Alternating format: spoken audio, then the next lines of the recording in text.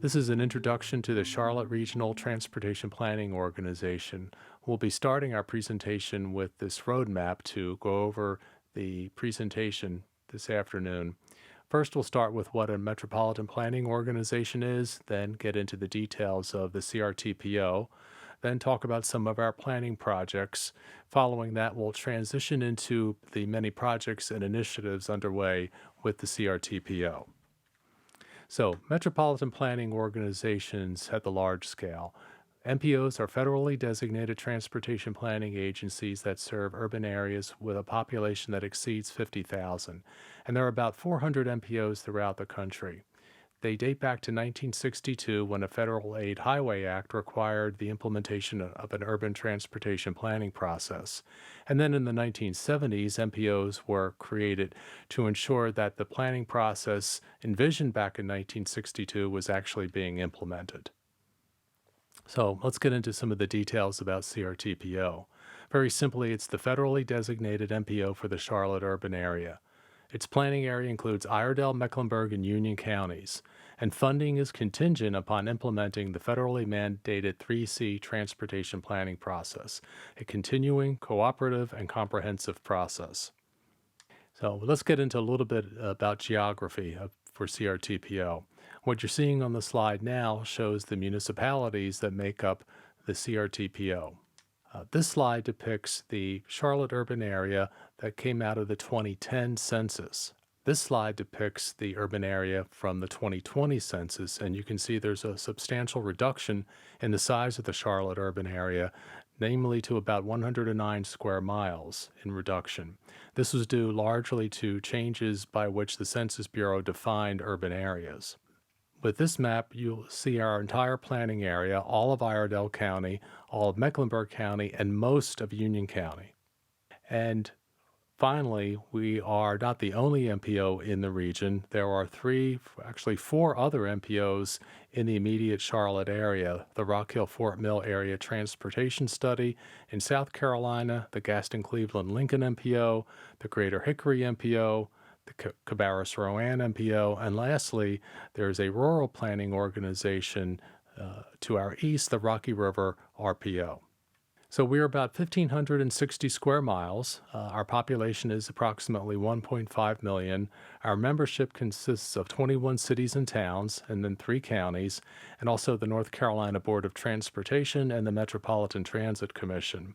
So there's a lot of coordination that is necessary here, not only with NCDOT, but also with the U.S. Department of Transportation, namely the Federal Highway Administration, and to a lesser degree, the Federal Transit Administration, and most importantly, perhaps, with all the cities and towns within our planning area. Any MPO is responsible for a variety of initiatives and products. All of them are built around the fact that MPOs are primarily responsible for coordinating local transportation policy and for allocating federal transportation funds.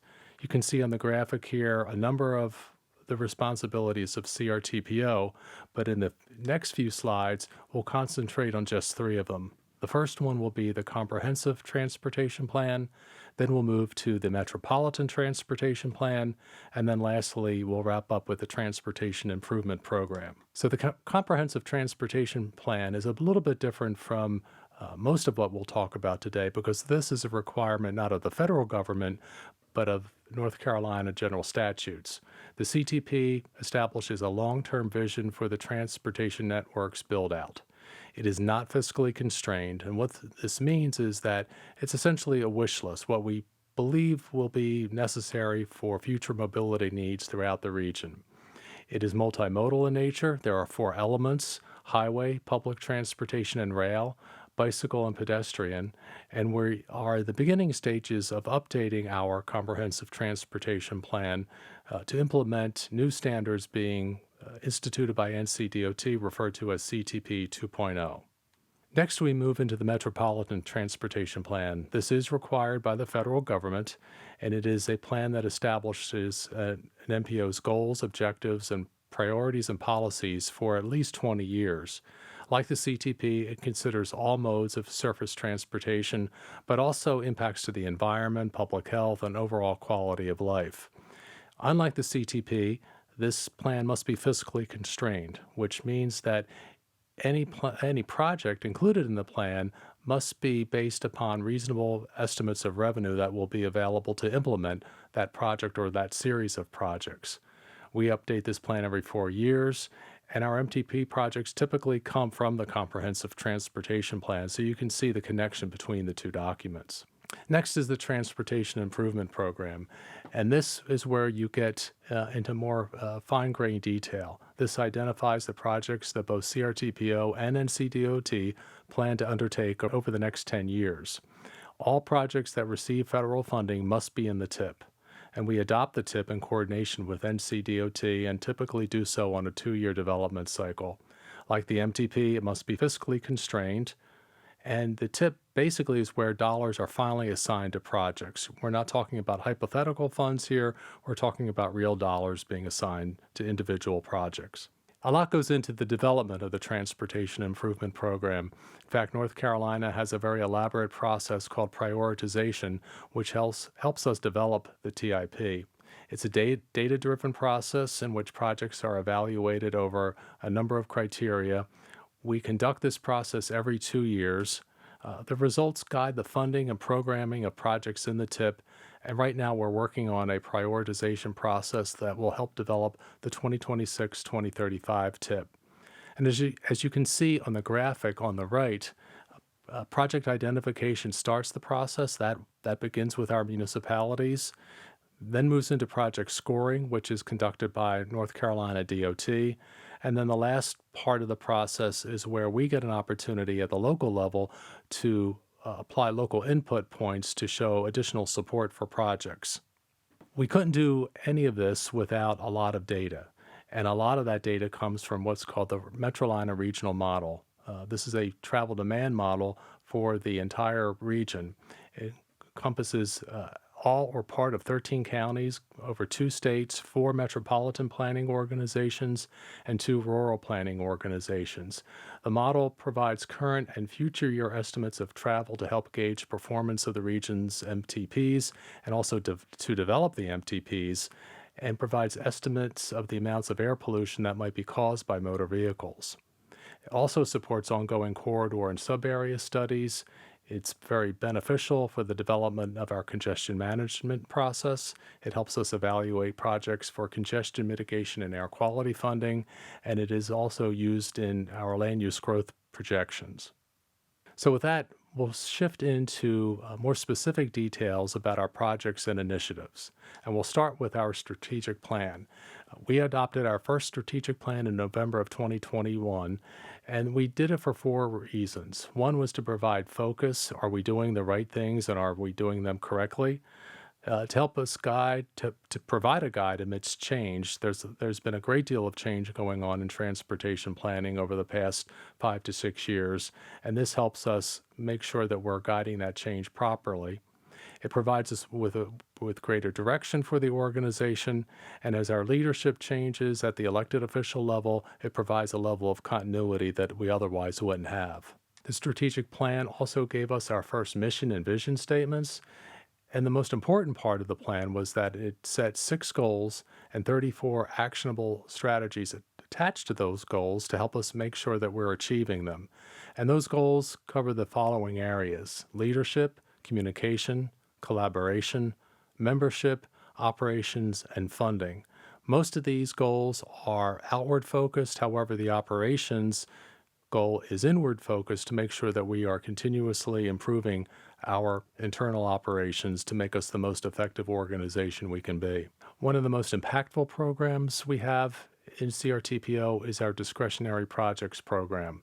This program supports projects across the planning area by investing in locally identified transportation needs.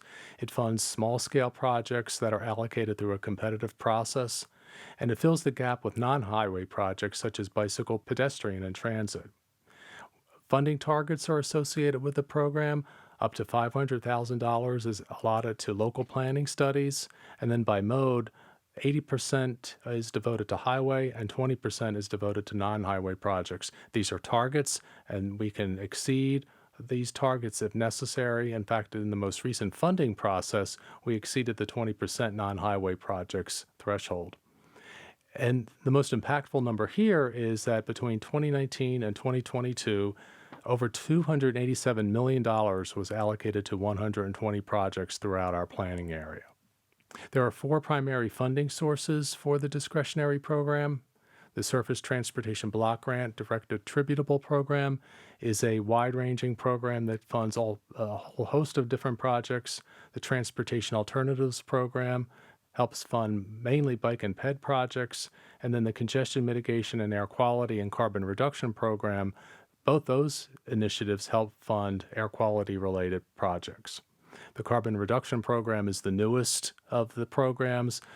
This was approved as a part of the bipartisan infrastructure law that was signed into law by President Biden in 2021. The Discretionary Funds Policy Guide provides the process framework for this effort. The funding process begins with the Project Oversight Committee, working with the Technical Coordinating Committee, and then final approval by the CRTPO's Policy Board. Federal funds are usually required at a 20% level, 20% local match level, and typically the higher the match, the better the project scores. This is done in part to help stretch our dollars a bit more. And NCDOT oversees the project process and budget to ensure compliance with their standards, as well as to FHWA's, the Federal Highway Administration. Most recently, we awarded funds to 27 projects in the amount of $59 million across 12 CRTPO member jurisdictions. And you can see on the map how those projects were allocated throughout our planning area. We had 11 roadway projects at an amount of $36.4 million, 8 bike and ped projects for $14.9 million, 3 air quality projects for $7.2 million, and then 5 local planning studies at $500,000. Next, we'll move into our Beyond 77 corridor study.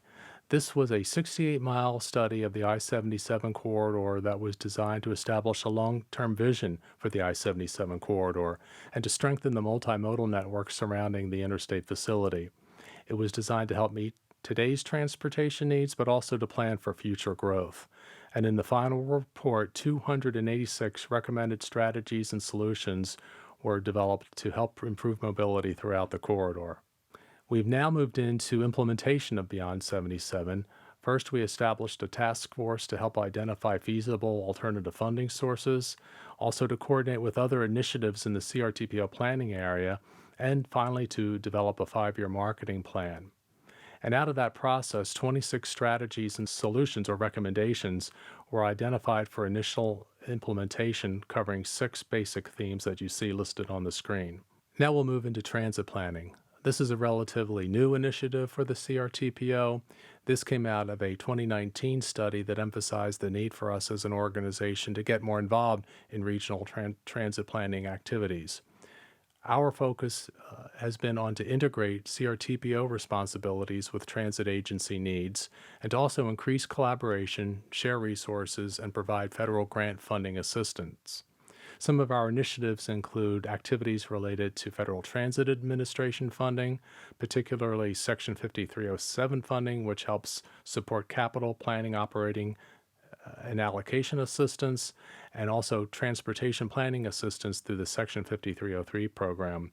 We're also involved with our transit providers in the region with performance-based planning requirements, and we are about to start a transit providers work group. Connect Beyond is a 12-county regional transit vision to provide mobility solutions and opportunities across the region. Reliable transportation options provide access to jobs, education, medical facilities, and services, and serve as the foundation to our region's continued economic competitiveness and quality of life. Since the plan's preparation, the Advancing the Plan Committee has been established to implement Connect Beyond and its recommendations. One way in which implementation has gotten underway is through the Transportation Demand Management Study that began just recently. It's not all about roads. Active transportation is human-powered mobility, such as bicycling or walking. CRTPO's MTP provides 3 active transportation goals. One is to support project development and public awareness programs that support bike and ped safety. Another is to endorse and pursue projects that provide linkages for pedestrians and bicyclists between neighborhoods and other centers. And lastly, to foster the development of facilities that minimize neighborhood impacts and actually promote active living and healthy communities. 20% of discretionary funds are allocated to bicycle, pedestrian, and transit improvements, but nearly all roadway projects include complete streets components to accommodate bicyclists or pedestrians. So while the lion's share of our dollars may go to roadway projects, those roadway projects fully accommodate all users. As a part of the development of the 2050 MTP, an active transportation corridor tool was developed. It was designed to assist staff to organize and pre-screen active transportation corridors and to provide a resource for member jurisdictions to help identify projects to consider for future funding opportunities. Our bicycle and pedestrian work group helps ensure regional consistency and continuity in bike and ped planning efforts. Representation in most local active transportation planning studies is provided either by staff or other members of the bike ped work group. And the Bike Ped Work Group also helps implement criteria used to evaluate CRTPO-funded active transportation projects and initiatives. And some of our current initiatives are the SEAM project from Statesville to Charlotte, the Bike Suitability Map, Complete Streets initiatives, Bike Ped funding criteria, and Bike Ped discretionary projects. The Transportation Alternatives Program that we mentioned earlier is federal funding available through a competitive process to fund small-scale active transportation projects. Typically, the largest funding source for CRTPO is active transportation projects. The Bike Ped Work Group evaluates planning and capital projects eligible for TAP, and TAP funds fund about 2 to 3 active transportation projects per year. Public involvement is a main focus of any metropolitan planning organization. We updated our public involvement plan in February of 2023, and it provides a structure to how engagement is conducted overall. There are 3 goals that were established as a part of the update to the public involvement plan: education, participation, and accountability. During fiscal year 2023, we had approximately 72,000 community members reached, most of them through our social media outreach, but a substantial number through community participation. We conducted 23 education sessions, 12 community engagement events, 21 live streamed videos, 18 news releases, and 4 newsletters. We had a 14% increase in Facebook followers and an 8% increase in Twitter followers. There are a number of ways to stay involved with what we do. Our Technical Coordinating Committee meets the first Thursday of the month at 10 a.m. Our CRTPO Board meets the third Wednesday of the month at 6 p.m. And you can reach us by telephone at 704-336-2205, or you can email us at email@crtpo.org.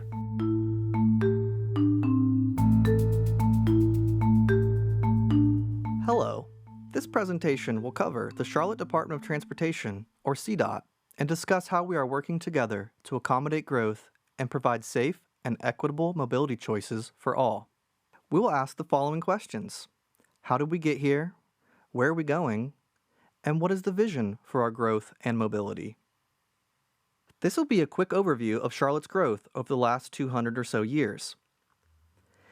In the 1700s, we began as a small, gridded settlement centered around Trade and Tryon streets that eventually grew into a small, walkable city with mixed-use neighborhoods and a robust streetcar network in the early 1900s.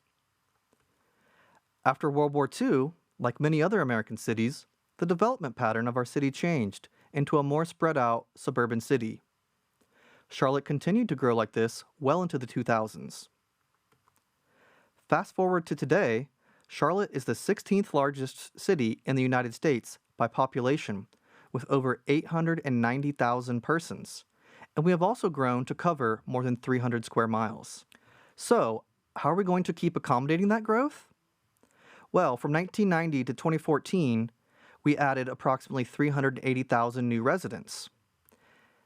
And our current projections show that from 2015 to 2040, we're expected to add an additional 400,000 new residents. For some perspective, that is equivalent to the current populations of Minneapolis, Cleveland, or Raleigh. We know that as a fast and large growing city, Access to jobs, education, recreation, and shopping is a key component of a successful and livable city for all residents. Every day, Charlotteans make about 2.8 million daily trips in our city to gain access. They do this by driving a car, taking transit, walking as pedestrians, and some by riding a bicycle. As we have seen in recent years, some are choosing to use emerging shared mobility options, such as e-scooters or bike share, to travel around our city. We also estimate that around 250,000 people, or 30% of our residents, don't drive for various reasons, and we need to plan for them as well. I like this poster as a summary of the way that the City of Charlotte leaders and planners began thinking differently during the early 2000s. Charlotte was facing a lot of growth, and we had mostly tried everything feasible to move traffic better, so we needed to begin trying different things. So we knew that we couldn't keep widening our roads, but we had to broaden our thinking. So, just as our city has grown and evolved, our philosophy and approach to planning has evolved over the years. Since the early 2000s, we've been making different choices. Our philosophy at the city and in CDOT has changed. We've chosen to focus on creating complete streets, those that serve all users of all ages and all abilities, regardless of how they choose to travel. We've chosen to require sidewalks on both sides of all new streets. We've chosen to invest in a robust public transit system. We've also chosen to develop connected neighborhoods and street networks with bike lanes. The next step in that series of choices is a trio of plans, policies, and regulations that help move Charlotte forward. In 2021, the city adopted the Charlotte Future 2040 Comprehensive Plan that sets the vision for our growth citywide. What we've done since then is a series of key initiatives to implement that plan. The 2040 Policy Map is the land use component of the comprehensive plan that informs the type and intensity of development in a specific area of the city.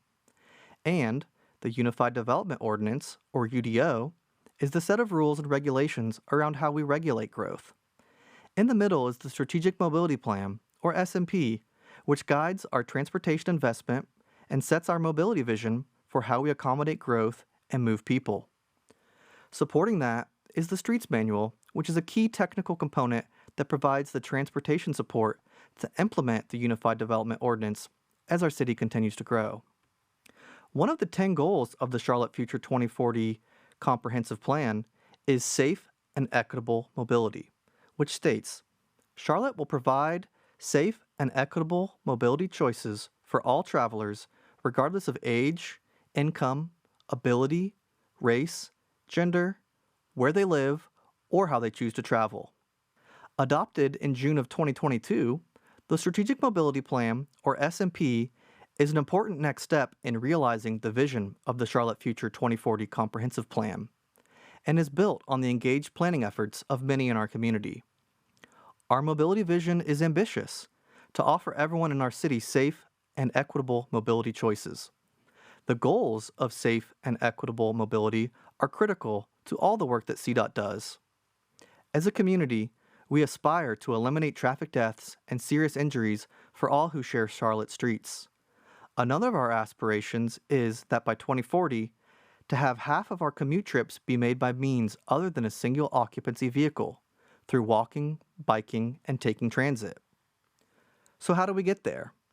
The SMP is going to be our guiding transportation policy document into the future.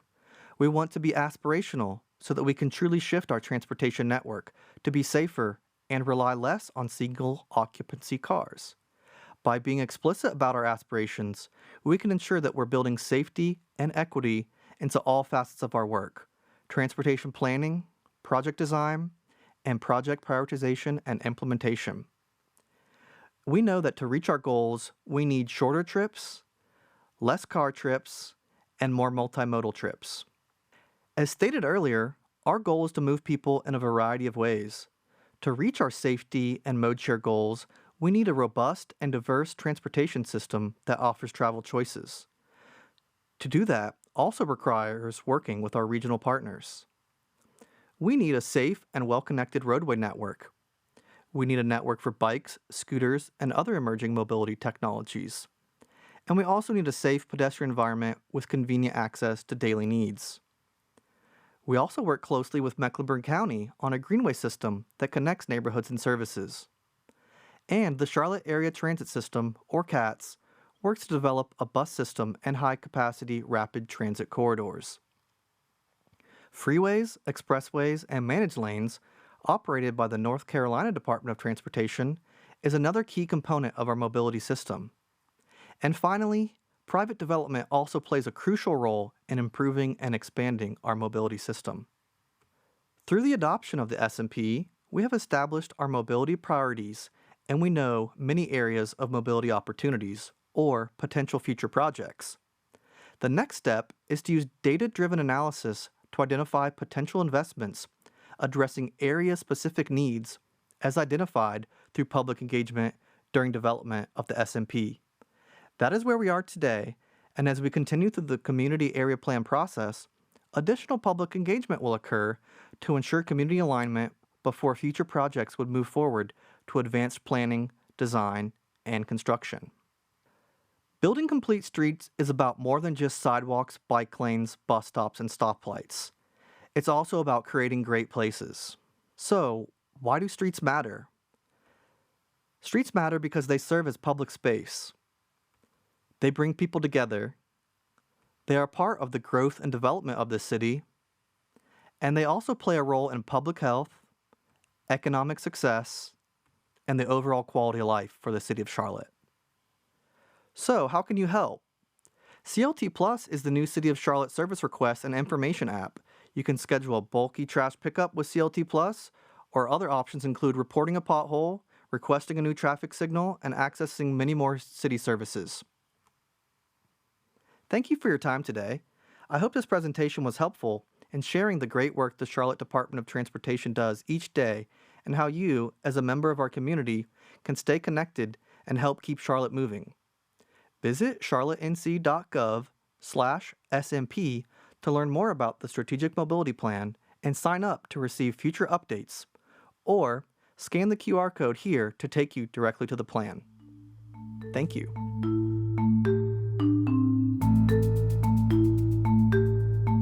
Greetings, my name is Brian Horton. I'm Strategic Planning Manager for CATS, or Charlotte Area Transit System.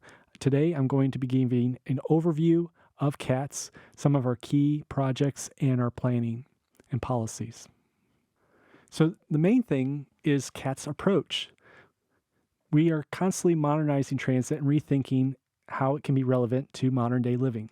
We are looking to transform how we approach transit from kind of an old model system that was really focused on routes coming in and out of uptown Charlotte with limited crosstown connections and very limited service outside peak periods, to now a broader vision that really leverages multiple hubs, not just uptown Charlotte, using microtransit, which you'll hear about later, as a new strategy, and really focusing on more high-frequency bus corridors as our primary core service, and ultimately using hubs to connect folks between the high-frequency routes and first-mile, last-mile microtransit services. Ultimately, this is a new approach looking at mobility as a service, going beyond transit as just one form of transportation and looking at how transit and all forms of transportation serve individuals in their quality of life, access to opportunities, recreation, employment, and ultimately better living. And this is doing so ultimately through modern technology. Now, there are three key plans that guide our overall investments in projects. There's the Envision My Ride plan, which is our Better Bus or Bus Priority plan. There's a 2030 system plan that guides major investment corridors like light rail corridor, streetcar, and commuter rail.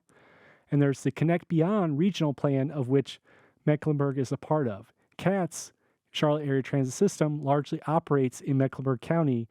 Since 1998, when a half-cent sales tax was passed in Mecklenburg County, there was a Metropolitan Transit Commission formed that is our governing body, our policy board. So even though CATS is a city department, its policy board is multi-jurisdictional and includes also the 6 towns in Mecklenburg County. Connect Beyond is the plan that goes beyond Mecklenburg County and was coordinated with Central Carolina Regional Council. you'll hear a little bit more about each of these plans going forward. So let's first talk about bus priority plan. So ultimately, this is a vision to rethink bus as the primary mode of public transportation. But doing so, we realize we have to make bus relevant to modern world or modern day living. And the reality is bus cannot go everywhere. Where it does travel, we want to make it more frequent and more convenient to travel more like a train, to make it have higher frequency schedules, so 15 minutes or better on core routes that you see in red, and ultimately have stops that are minutized and feel more like stations. That is one pillar of the plan. Another pillar is microtransit zones. These are the gray zones on the map. This I'm going to talk a little bit about more later, but essentially this is an on-demand service, so not being held to a schedule, but traveling whenever and wherever you want to go and using smartphone technology to schedule those trips to function more like transportation network companies such as Uber or Lyft. And ultimately, mobility hubs, better park and ride, stations, stops, enhanced stops that function as a convenient, comfortable place to transfer between these modes. Because ultimately, a lot of folks experience transit when they're waiting at a stop. And it should not be just a pole in the ground, but actually a quality place. But we do realize there are challenges in improving that environment. Ultimately, CATS operates public transportation, but we don't control the public realm. We have to work significantly with our partners, such as Charlotte Department of Transportation, Area Town Public Works Departments, and North Carolina Department of Transportation for the public rights-of-way on which buses travel. We also, of course, have to work with our planning partners for the land use environment and the public edges or the edges of streets, which affect a lot of the transit quality of the environment, the built environment. So again, one of those key pillars of the bus priority plan are mobility hubs. Mobility hubs are basically enhanced bus stops that function more like a station or park and ride. They don't necessarily have to have parking or rail service, but they have amenities to make it a more comfortable place to wait and to have information about the service and ultimately connectivity to other modes like bicycle parking, seating, amenities, cover, and better built into the surrounding contextual environment to be better designed to complement the surroundings as part of that overall place. So when we think of a lot of our existing stations, park and rides, there's not a lot missing today for those to function as a mobility hub. There still could be further enhancements. For example, here is the 25th Street station in the Optimus Park neighborhood, in which a possible enhancement could create more delineated curb space for both bus connections as well as ride sharing or on-demand transportation forms and modes. We, of course, could also improve signage or even have technology to have more dynamic signage. Now, here's an example outside of Charlotte in our partnering town of Huntersville where there's a park and ride. And some of the improvements to this hub are connectivity to surrounding neighborhoods, such as a greenway, to provide pedestrian and bicycle access to the park and ride, so not every trip has to be by car. Another pillar of the bus priority network is microtransit. Microtransit is basically on-demand transportation leveraging smartphone technology apps to schedule service when you want to go and within a zone to travel point to point.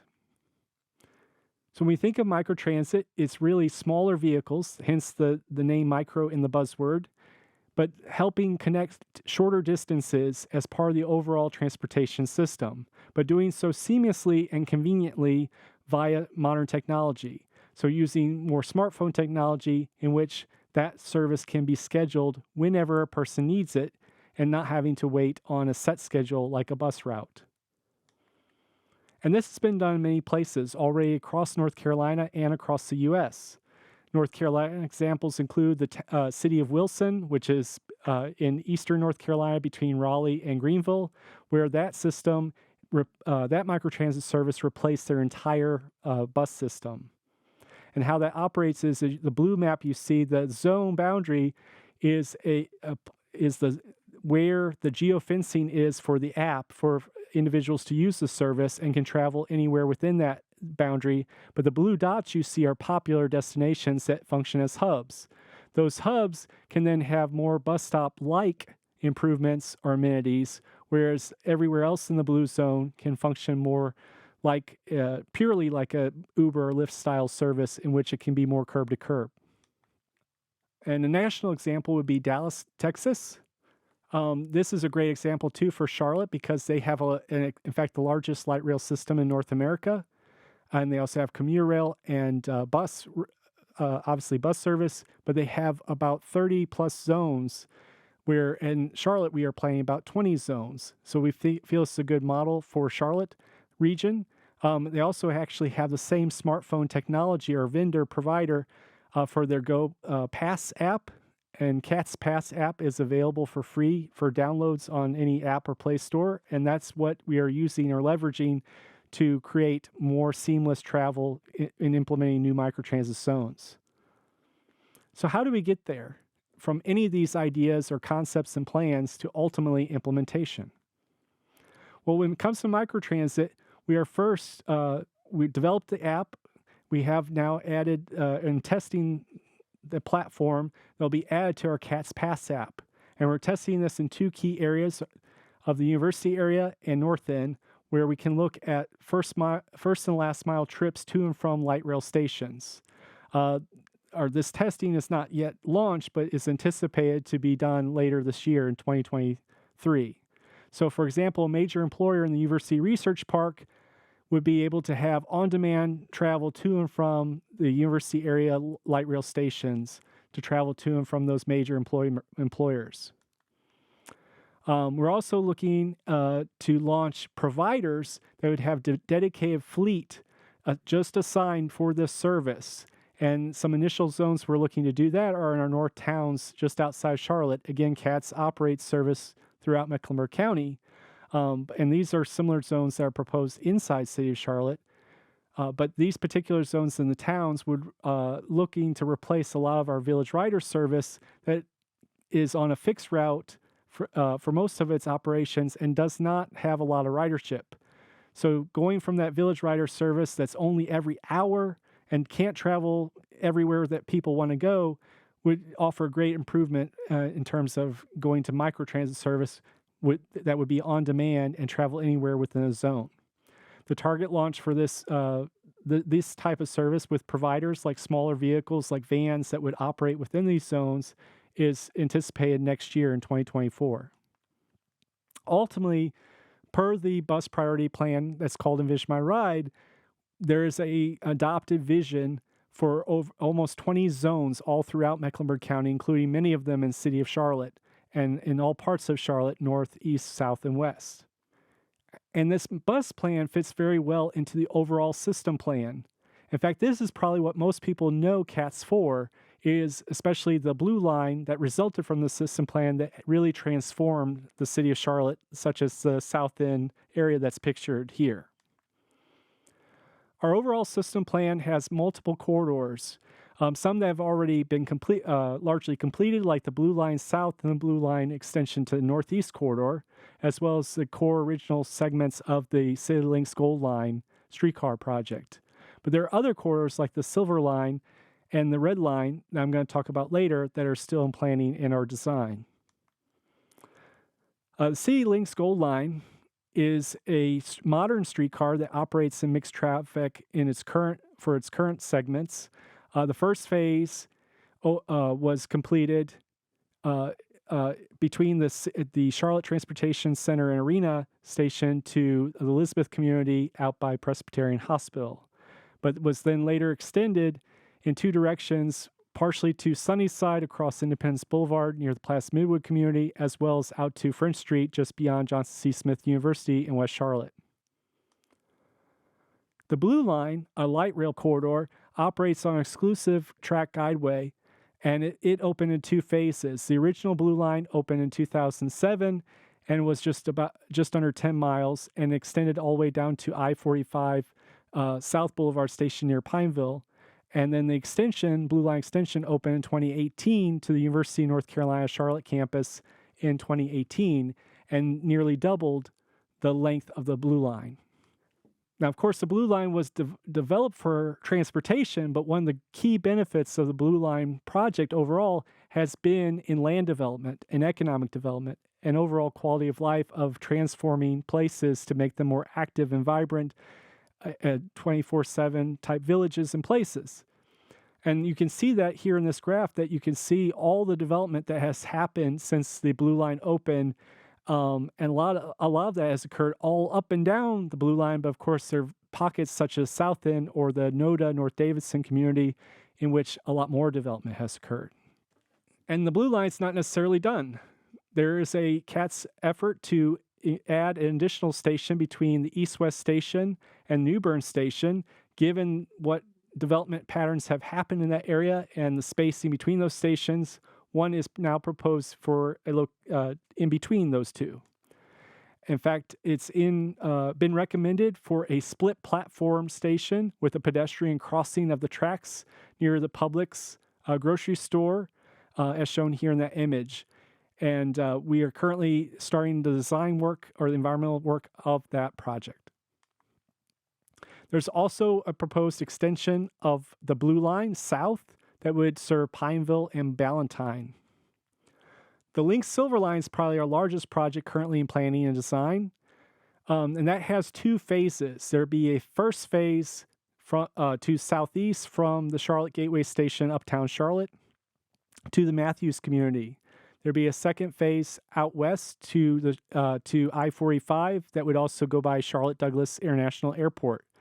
Other phases are proposed depending upon funding that would go outside of Mecklenburg County to Union County and to Gaston County for segments to Belmont and Indian Trail. Within uptown Charlotte, there are two key hubs that serve the transportation system. There's the Charlotte Gateway Station that's new and emerging as the new Amtrak Central Station for Charlotte as a multimodal center with active mixed-use development. And then also the Charlotte Transportation Center, which is existing, that has a planned redevelopment. The benefits of redeveloping the Charlotte Transportation are multiple, but mainly this is the nexus or the intersection of many modes and many routes of our Charlotte transportation system. And the existing facility is starting to show its age. It opened in 1995, and the surrounding land uses have greatly changed and continue to evolve. Many of the parking lots, even in this picture, already are under construction for infill development. So it's consistent with the Envision My Ride or bus network plan to look at, of course, a decentralized bus network in which not all buses have to come uptown, but still with our high-frequency network plan, there still be a significant number of trips, in fact, a lot of trips still serving this destination, and works well as a connection point between both the Blue Line, the Gold Line, and of course, bus routes. And then all this feeds into a new regional plan that goes beyond Mecklenburg County. Our greater Charlotte region really consists of two states, North Carolina, South Carolina, 12 counties, over 5,000 square miles, and over 2.6 million people. That's a very large region. In that plan, Connect Beyond is what it's called. It has 5 key mobility moves. One is to look at how to create mobility-friendly places, which are inviting, vibrant, and really leveraging the surroundings and sensitive to those types of surroundings, be it urban, suburban, rural. Ultimately expand options or mobility choices, including multimodal forms of transportation, strengthening the rural to urban connections, building a better bus network, because ultimately that is still going to be the key transportation mode for a lot of public transportation. And most popular, probably with this plan, just like the system plan for Mecklenburg, is to invest in strategic mobility corridors. Those are high-capacity transit corridors that have potential for commuter rail or light rail extension routes or bus rapid transit. So those are the high-profile corridors that many people think of when they think of transit. But again, the mobility of in between those key corridors is still important and would be achieved still by microtransit and mobility hubs. But these are the major investments that are being planned as part of that overall regional 12-county, 2-state plan. So, well, that concludes my presentation. Thank you for listening.